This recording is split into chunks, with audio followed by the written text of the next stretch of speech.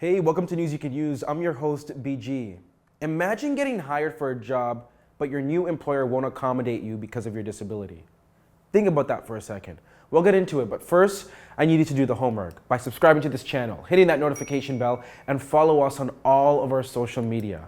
Okay, so I want to introduce you to a man named Sumeet Singh. He's actually a father of two who lives with cerebral palsy. However, he's accusing his former employer, FedEx, of firing him because he requested the office be more accessible. Let's get the story from Sumeet. Hey Sumeet, thanks so much for joining us here on News You Can Use. Thank you, Brandon. Can I ask you really quickly, Sumeet, for our viewers, can you explain to them a little bit more about your disability and how it affects you? Absolutely. So I have cerebral palsy. Specifically, the type of CP that I have is spastic dysplasia. So what that is in a nutshell is I have no range of motion or very little range of motion on my right side. And I have no muscle definition. No matter how much I work out, my right leg will never gain muscle definition. So Sumeet, when did you start working at FedEx? So I was actually first employed with FedEx Freight on February 22nd of 2021. And essentially how the job is, it's an admin role. It's an operations associate. However, you're on your feet quite a bit. Yes, it is an office job. You have your own cubicle, but you got to stand up and you need to go to the printers, retrieve paperwork, go to the scanner and whatnot. So when I first started the job, I noticed that my first red flag was the entrance to the building had stairs. I didn't want to cause any issues. I continued going up the stairs. The second red flag that I noticed was the washroom logo stated that it was accessible. However, it wasn't. So there was no grab bar next to the toilet seat. And it was a very narrow washroom. So if an individual who uses a wheelchair for mobility is in that situation, how would they be able to comfortably use the washroom and then get out? So these are all the things you noticed just on your first day? On my first day, also, there was no accessible parking spot. So really quickly, when you first started at FedEx and you noticed these things, did you ever mention anything to your manager at the beginning? Like, what was it like at the beginning starting to work there? At the beginning, everyone was welcoming. So they provide you a onboard package. And it's a sheet that says, if you have any accommodations, please advise us. And I wrote down, I have issues with my mobility. And when I spoke to my manager, because it's a visible disability, my gait, I walk with a limp. When I spoke to my manager about it, I thought, okay, you know what, maybe it'll start a discussion. But at the time, I was so caught up with the job and learning everything that it took a back seat until I realized I actually do need an accessible workplace, starting with the washroom. So you put yourself, I guess, in situations where you didn't want to make a kerfuffle in a way, just because you were brand new and stuff like that. Absolutely, because when you're a new employee, the pressure of probation, it's pretty heavy, and you want to perform. And I have two young children, so I didn't want to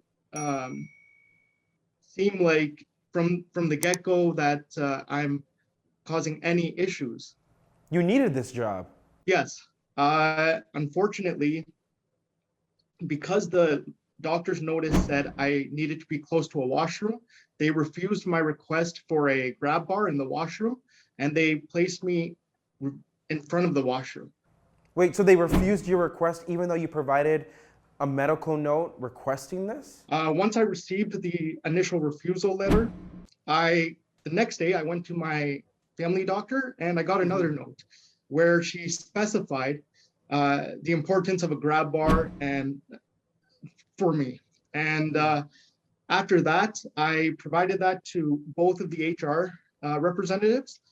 And I was advised, okay, it's gone to our legal department, it's gone to the managing director, and it's gone to HR, another level high, and we'll get back to you. But I never received that accommodation, and I was So terminated before they you were installed it. terminated.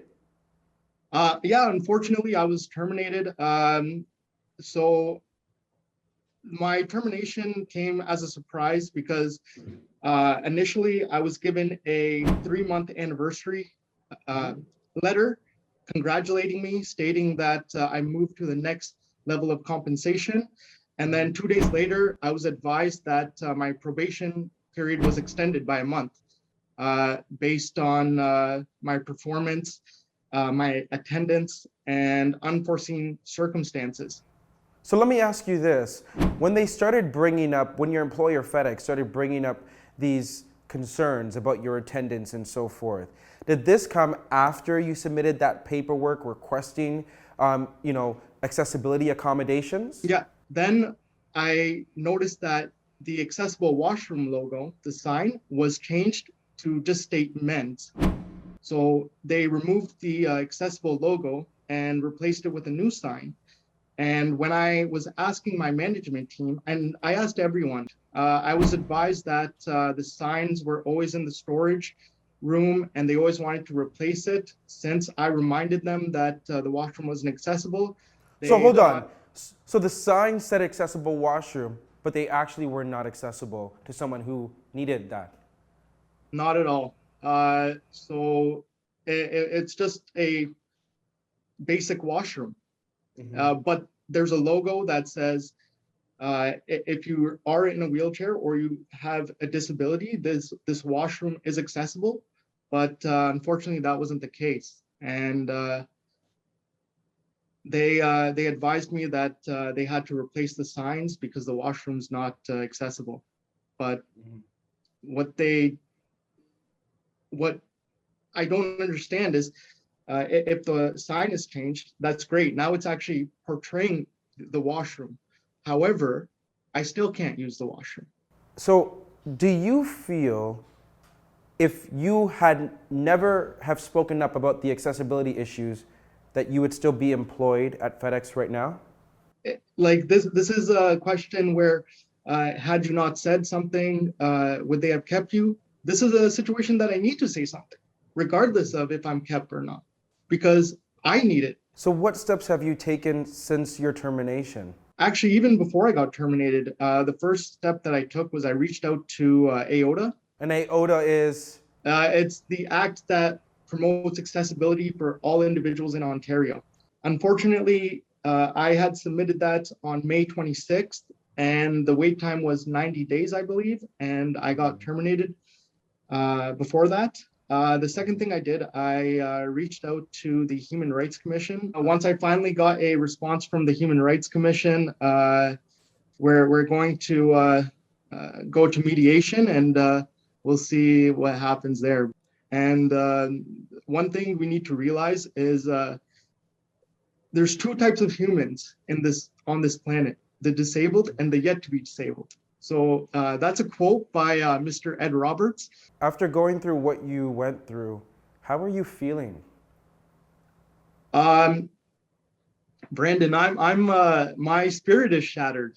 What I mean by that is the events keep replaying in your head, and there's a big cloud around you that says why. It's just one of those situations that it's the last thought in my head before I go to bed, and it's the first thought when I wake up. And I don't want another Sumeet situation to take place because it's heavy. What makes it so heavy? Is it the fact that you can't change this about who you are? Or is it that they made it seem like, from your point of view, that you were almost asking for too much? You know what? Every situation you go through, you need to look at it with a glass half full, right? Mhm. So my whole life, I was upset that I had CP and I had a disability.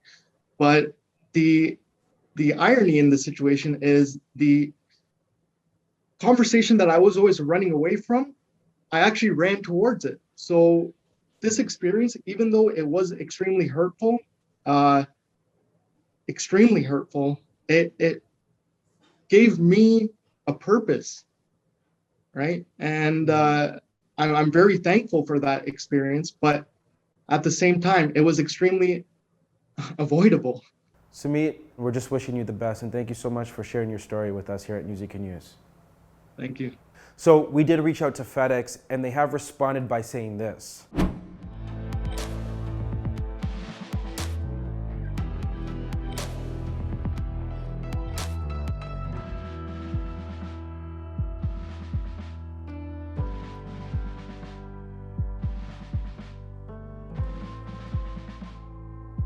And I can tell you this is a story that we are going to continue to follow because this affects all of us. Just in case you didn't know, there are actually 6.2 million Canadians who live with some form of a disability. That's a lot. In the meantime, I do want to remind you that we do drop News You Can Use every Tuesday and Friday, and we might drop a few more because we are in an election, and this is your election hub. So don't forget to follow us, hit that subscribe button, tap that notification bell. And if you have any news story, email us, news@brandongonoshow.com. And if you haven't watched the latest episode of The BG Show, go do that right now. We'll talk soon.